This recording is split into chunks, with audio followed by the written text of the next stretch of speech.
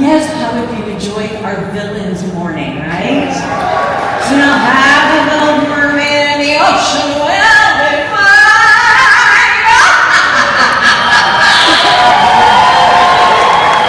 I think people forget that I actually got to voice Vanessa and pretend to be Pat Carroll, which was super fun. Well, I am so excited to get to share this next little time with you because I get to introduce one of my dearest friends that I've known for close to 39 years.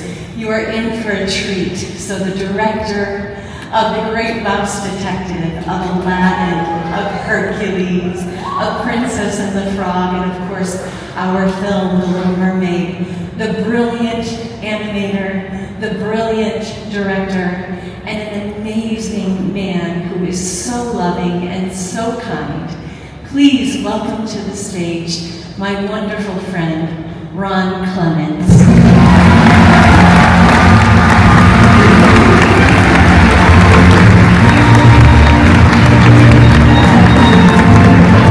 Good morning. Jody, sit down here, my dear friend. Very mermaid-like. I am. You know, it's Villains Day, but because we're together, I just thought I'd kind of put a little mermaid sort of thing on. So we're a little Ariel-esque here. Ariel, look. This is so fun. We've had one other time together at D23 out in Anaheim, where we had a chance to do our panel for our 30th anniversary. But we get to have this time just one-on-one, so I really appreciate it. So I would love for you to share with all of our friends today about how this began for you and for John. It's really fun. Thanks for sharing it. Yeah, in terms of this project, The Little Mermaid, it began for us, for me particularly, in I think when in 1980, I'm bad with dates, but I think it was 1984, in the fall of 1984, when Michael Eisner and Jeffrey Katzenberg first came to Disney from Paramount Studios, and they were our new bosses. And Michael had this technique that he had used at Paramount for a brainstorming thing for coming up with new ideas for animated films. It was called the Gong Show. If people remember the old Gong Yes, Show. Yes, we love the Gong Show. I remember that. And so Michael got a group of us together in a conference room of directors and story people, and he said, I want all of you to go out to find 5 new ideas for animated films. And we're going to reconvene in 2 weeks, and I want you to pitch your ideas. And the idea was, if they liked it, to go into development, and if they didn't, it was gone. So I took that very seriously. That night, right after that meeting, I went to a bookstore in North Hollywood, I remember, and I was looking for things, and I found a book of fairy tales. I started going through that book. I came across The Little Mermaid by Hans Christian Andersen. And I started reading it right in the bookstore. I knew this, I had heard of it, but I don't think I had ever read the story before. And as I was reading it, I got very excited because he writes very cinematic and visual and all these things with this magic underwater kingdom. And I wonder why they've never done this before. But then as I read further, I kind of got the sense maybe why they hadn't done it. It's kind of a sad story. It even starts out sad, and then it kind of gets sadder, and then it gets sadder still, and then she dies. She dies. Not a good Disney ending. Not so much. But I really still liked the story a lot, so I thought I was sort of playing with it in my head, and I was trying to come up with maybe a way of giving it a happy ending, but still being kind of true to the story. And I had some ideas of making like the Sea Witch a real villain, talking about villains, because she wasn't really a villain in Andersen's story, and then making the Sea King someone who really did not approve of the human world, and that wasn't really part of Andersen's story. I gave it a ticking clock, 3 days. And so I got excited about these ideas. I put them together in a 2-page treatment that I wrote up. And I did 4 other ideas too. I took it seriously. So we reconvened in 2 weeks, and Michael said, I just want everybody to pitch their best idea. Just one. Okay. And we ran around the table, and when it got to me, my pitch was The Little Mermaid gone. Oh, you got gone. I got gone. Okay. I got gone almost immediately by Jeffrey Katzenberg, because at the time, Splash had come out a few years earlier, and they were working on a sequel to Splash, and they thought it might be too close, and I was very not happy. But then miraculously, about 3 days later, but I did turn in my treatment. And 3 days later, I got a call from Jeffrey, and they had read all 5 of my treatments, and when I went through them for this or that, they were going to do this or that. But he said, both Michael and I, we really liked Little Mermaid, and we want to put it in development. So you were deep gone. I got Okay. deep gone. And it happened in 3 days' time. I think that's very. Yeah, there's a bit of here it is. That's John. There we go. That's John, Ron, and Howard chewing on a toothpick. That's right. Chewing on a toothpick. Yeah, the first time we met Howard was in I think around May of 1986. And he was about to start working on the musical Smile with Marvin Hamlish.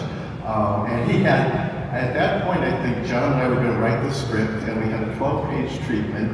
And Howard had read the treatment, and we liked the treatment, and we spent a day at the Homesick Palace figuring out kind of where the songs would go.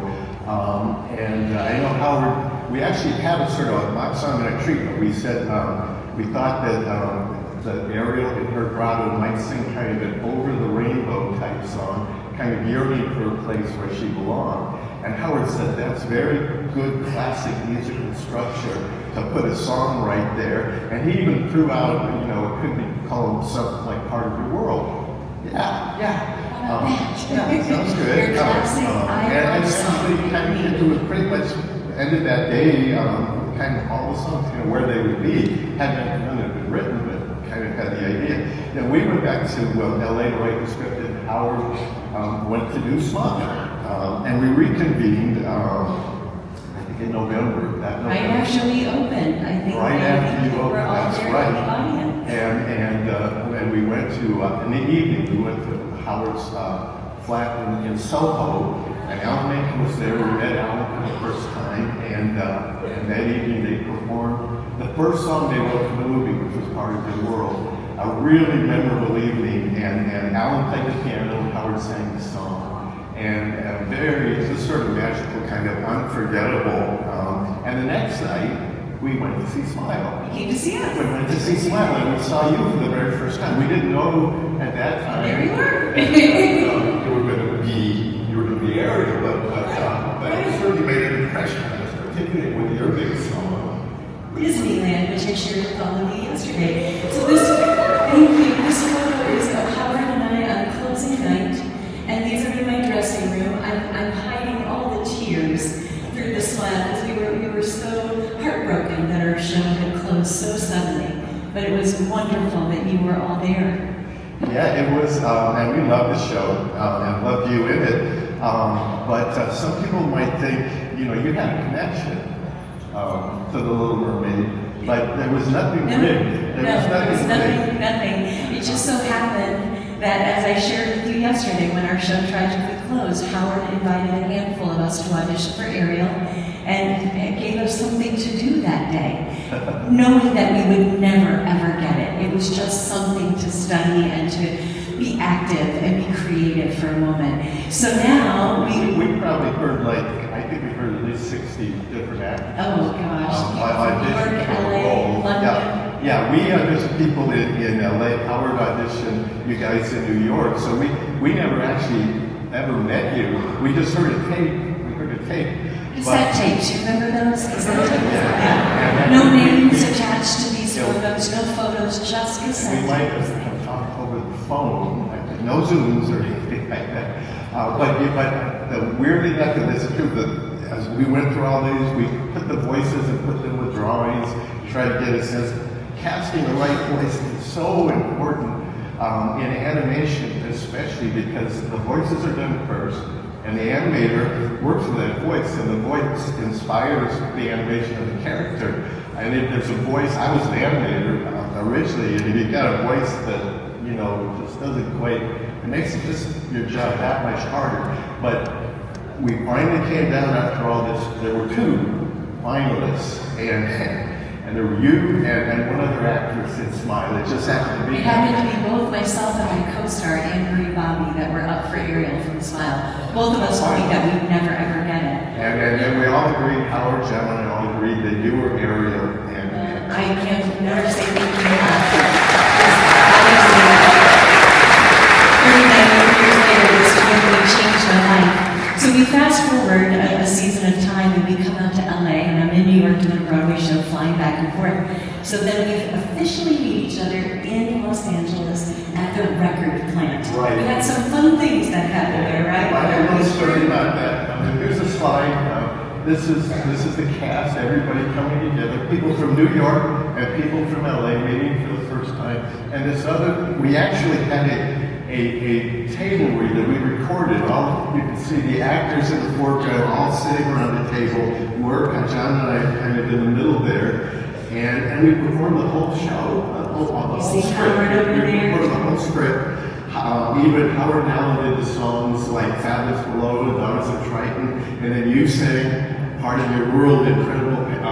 Sam Wright did both Sebastian songs, Pat Carroll sang the Ursula song, and I'm reading the script, doing the whole part. The whole thing from beginning to end. And what happened, Ron? What happened? Well, what happened? John and I, maybe we were new to this, I don't know, but we forgot to tell anyone to actually press the record button. Yeah, kind of a little thing, sort of important, right? Kind of important. So we Sure. had to kind of embarrassingly come out and tell you guys that was wonderful, but we kind of need to do it one more time. That is a true story, I remember. And I also recorded my song, A Part of Your World, for about 7.5, maybe 8 hours, and had the engineer come out and say, I'm so sorry, but we had a difficulty with the microphone. Do you think we could do that again? And I was like, okie dokie, here we go. That was the next day. And yeah, there were some tricky things. I mean, when you sang the song for the first time, and then when you sang it for the time when we recorded the song for the first time, it was just amazing. And Robert Kraft, I mean, he was the music producer. He showed me the goosebumps on his arm. And then we sort of heard people talking, the engineer, they were kind of talking. Whispers, never good when you're in the booth and you start hearing, The general consensus was that it was a kind of hard to record, and because of your Broadway experience, I think it was, you sang it like too loud. I'm a big mouth. I had a big mouth, and that was too loud. So we are recording. Yes, here we are. I had hair back then, And I was a whole lot younger back then. Look at those big hair, 1980s hair. Okay, so then we're in this.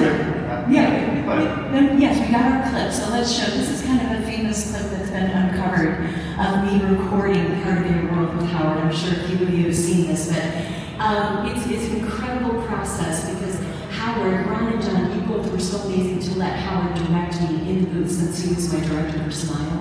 So the entire time in the booth, he was silent. You couldn't even hear his breathing on my microphone.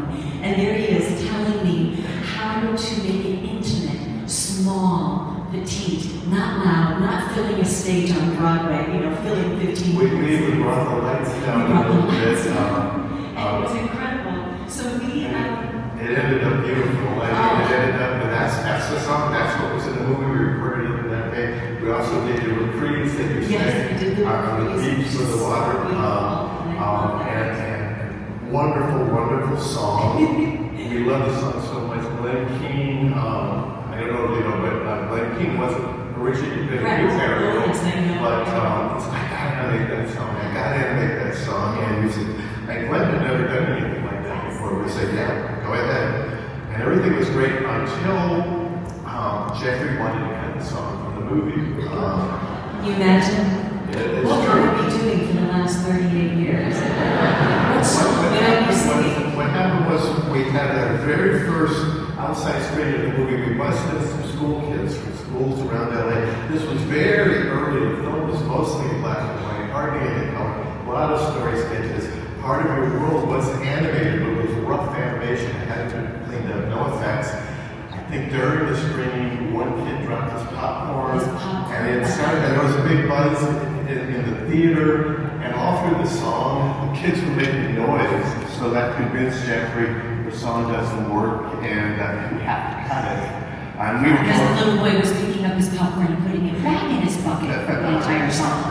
So, I mean, Howard was mortified, and we were mortified, and arguing with Jeffrey, arguing, but it was actually Glenn Keane who got on the phone and argued so vehemently that Jeffrey finally agreed to let us have another screening like a couple months later. And we busted in another group of school kids. This time we were further along. There was a little bit of color. There was some effects with the glimmering. Flashing was coming in and out of it a little bit. Yeah, we did a little adjustment to the opening. I think we added a line. What is that going on to it? The kids didn't make a sound. To this day, Jeffrey will say, if he would have cut part of your world, it would have been the greatest mistake of his entire career. And that is true, because you have to have that I Want song. As Howard always said, you've got to have the I Want to be able to fall in love with Ariel and then root for her and her dreams for the entire film. And what would I be doing for 38 years if I didn't have part of your world, right? John always says there is no truth to the rumor that we sedated those kids. Absolutely, we did not. I swear we did. Did you order Benadryl on Amazon? Benadryl in your soda? Is that what you did? The truth is out. Destination D23. The truth is out. So now let's talk about, you have a book, a brand new book coming out in 2026 with some magical, fun little stories, and I think we've got one of the little stories that we can share. Yeah, it's kind of a memoir. I was in Disney for 45 years. I was an animator and then moved into storyboarding, and writing and directing, and working with John on all those films. And it kind of goes behind the scenes and tells a lot of behind the scenes stories, like this story, in fact. Tell us about this. Tell us about this It's just a interesting little doll on the left-hand side. John and I always thought that Ariel would have red hair, and we thought it fit her personality, kind of, and all her other sisters, none of them had red hair. She'd be the first red hair. She was. But when we actually, the company that made the doll at that point, when they came in to see what we were doing and they saw that Ariel had red hair, they were horrified. And they said, all of our research shows that red-headed dolls, they don't sell. They just don't sell. Well, we said, well, she's going to have red hair. I mean, she has to have red hair. But they were so scared that the very first dolls, she didn't have red hair. And She didn't? She has kind of strawberry blonde red hair. This is my doll. This is Ron's personal doll. Yes, my doll at the time. This was the Ariel dolls they first made. I mean, she has red hair in the drawing. But they had to remake the dolls. They had to remake the dolls because people wanted her to look like she did in the movie. And we actually proved for once and for all that red-headed dolls actually do sell. They do sell. Hair princess, yes. So, maybe they wanted to offer up that on eBay or something, that doll. Yeah, you got some takers. You got some takers? Let's do some bidding. Little auction, little make all the money. Okay, so recently Ron has retired. But have you really retired? I hear something's going on with you. Yeah, John and I actually retired after we did Moana. And actually the title of the book is Making Disney Magic from a Mermaid to Moana. I love that, from a mermaid to a Moana. But actually, more recently, they called me back, so It's a short-lived retirement. Very short-lived, my friend. So yeah, I'm back at Disney part-time, just going in a couple days a week and kind of helping a little story and mentoring and kind of being an old person in a world of very young people. I was 20 when I started, and I worked with my mentor was an animator named Frank Thomas, who did, among other things, those two dogs and spaghetti. And I was 20, he was 62. that was old. now I know better. Now we know. But it's amazing that I don't think you were retired for very long, literally. I mean, it felt like it was just a few weeks or a couple months, but he's back because the wisdom that this man has, but the love and the passion and the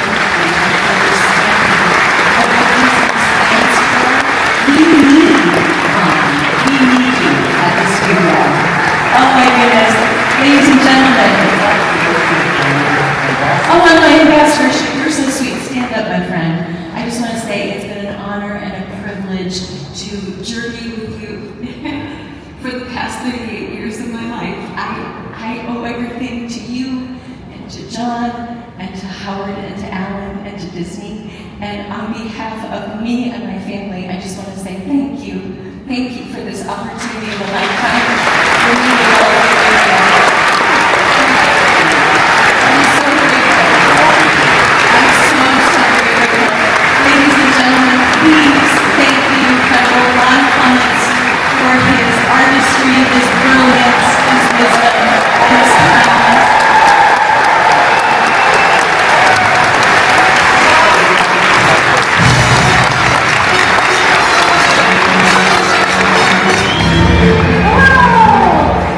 Hello everyone, welcome back to the Three Caballeros from El Grupo de Good Classes. I'm Julia. And I'm Francesca. We're members of the Walt Disney Archive.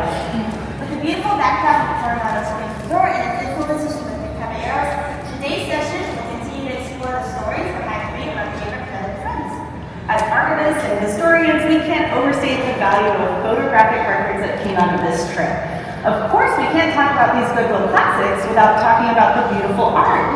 Let's take a closer look at the different types of art that the Disney artists developed as they immerse themselves in the culture of Latin America. So it's well known that El Grupo traveled to Argentina, Brazil, and Chile, but this piece of production story art previews a closer reflection of where the group would end up visiting. In all, since El Grupo split up to different locations, they had visited numerous cities across a host of countries across Latin America. And as you can see from the hand-drawn map, it looks maybe like they weren't quite sure how to spell Brazil and Ecuador quite yet. But early on, Walt started hosting nightly classes at the studio so that his animators could improve their skills. Essentially, this trip would be the ultimate art class. Studio artist James Berger was pictured here on the left, sketching at the Alvear Palace in Buenos Aires, Argentina. Reporters, artists, musicians, dignitaries, writers, filmmakers all made their way to the Alvear Palace for an audience with Walt Berg, another member of El Grupo. Yeah, and meanwhile, this photo on the right shows Jack Miller, Lee and Mary Blair, Kirk Ryman, and Frank Thomas gathering to examine their art in Rio de Janeiro. They also understood that getting to know the local peoples would give them first-hand understanding of the different countries they were trying to depict. Janet Martin was a Disney publicist who helped coordinate the group's relations with local press and dignitaries. She encouraged her colleagues to keep journals of their experiences, modeling the example by maintaining her own extensive records. So she's photographed here with Mary Blair walking and talking with some of the locals in Quito, Ecuador, and this caricature of her conversing with Peruvian locals was done by artist Jack Miller. So more often than not, Walt and his artists were fully immersing themselves in the traditions of these different locales, actively participating in the cultural exchange before them. Pictured here, we have Walt joining in on the dance. By popular demand, he was also frequently dressed as a gaucho during his visit to Argentina. This was a token of the people's sincere affection for him, and happily they looked apart. On their visit to Argentina, gaucho culture became the group's primary focus. They visited museums, libraries, attended concerts, and learned from subject matter experts on gaucho culture about the lore of the Argentinian horsemen. Interactions like these would be reflected in the art that came out of the trip and, of course, the productions. This production story art of a young horseman bears resemblance to the flying gauchito in the Three Caballeros. And if you're gazing out on what a typical Argentine gaucho wears, Goofy's prepared to set you right at a gaucho Goofy, a segment from Saludos Amigos. And this type of research was hugely inspirational to the group, entertaining as well as instructive. They never ran out of subject matter. The art that they created ranged from simple honest pencil sketches to imaginative interpretations of what they saw. In this next clip from Saludos Amigos, we see reference footage of what they observed in the marketplace.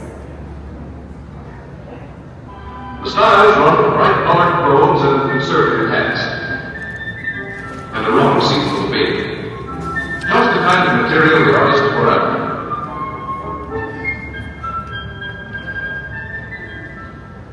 So as you can see, they sketched, painted, and photographed profusely, recording the colorful sights of the region and seeking subject matter that would lend itself to animation.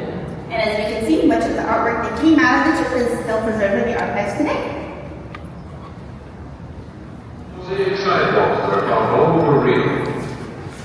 These designs are a tribute to patience and artistry, preserving a Brazilian tradition. So of course in this clip we can see that the artists created everything that they saw around them, which included the environment. Production story out here shows the little plane when it was originally conceived as PD tool after the identification number on his wings PT02F. And as the team did their research, it didn't take long for them to realize just how important the Brazilian parrot was to the local culture. Soon artists were being dispatched to zoos and museums to sketch and photograph parrots. Norm Ferguson and his family have photographed of himself and Ted Sears with a trained parrot that he wrote sings, dances, and talks Portuguese. The group wasted no time in applying this parrot work to their story work. You can see Ted Sears, Herman, and Lee Blair pictured here closely observing the bird. Creating a character based on the papagayo, a natural comedian, was met with widespread approval. Jose Carioca, of course, would end up becoming Donald's iconic co-star. These pieces of art in our collection include an exploratory sketch by Ellen Bryman, a publicity still, as well as a cell of Donald and Jose greeting one another. You can also see here Norm Ferguson and a story artist Ellen Bryman with Walt reviewing story sketches for the Three Caballeros. Of course, our fine-feathered friends wouldn't be the Three Caballeros without Panchito. Donald meets Panchito in the La Piñata segment of the Three Caballeros, where he learns about the customs of Las Posadas, the Christmas celebrations in Mexico. And as seen here in the photo, the character offered an opportunity tailor-made for animator Ward Kimball's talents. After enthusiastically greeting his new friends and providing them with some sombreros, Panchito launches into the legendary Three Caballeros number, which would ultimately lend the title to the package. Of course, the Three Caballeros, the South American parrot, the Mexican rooster, and the North American duck, became an unmistakable symbol of the good neighbor policy in action. And the song made it entertainingly clear that together they made an unbeatable team. Of course, one of the most prolific artists to be inspired by this trip was Mary Wood. And to share some of those insights about her creative contributions, please welcome our exhibition's creative lead for the Walt Disney Archives, Kelsey Williams.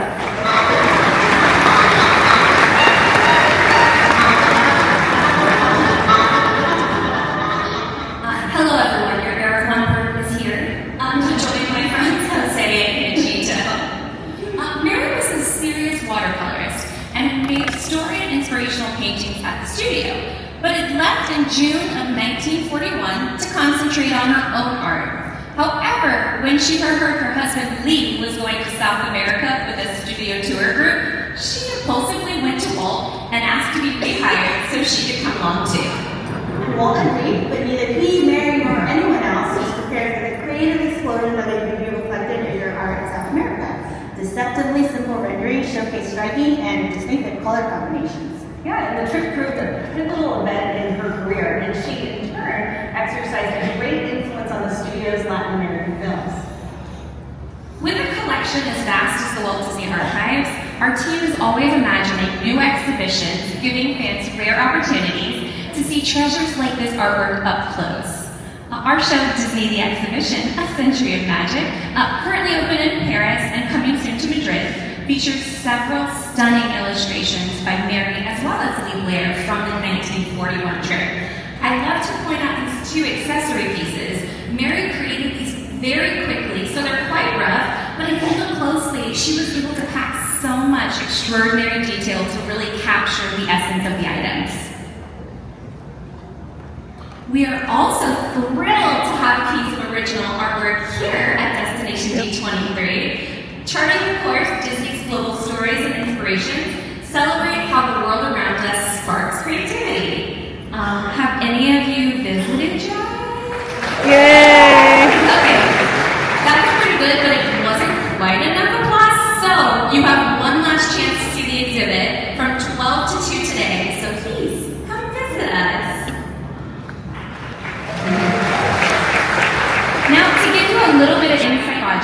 from animation to live action films, theme park lands, as well as attractions. And if you're anything like me, a core memory of mine is the Millennium Celebration at Epcot. Oh, you as well, I love that. So of course, if we're celebrating global inspiration, we brought these two lovely puppets that were from the Tapestry of Nation Parade. The final space is our global celebration, highlighting the finishing touches of the creative journey. Models, props, and costumes drawn from diverse global cultures and locations come together celebrating a vibrant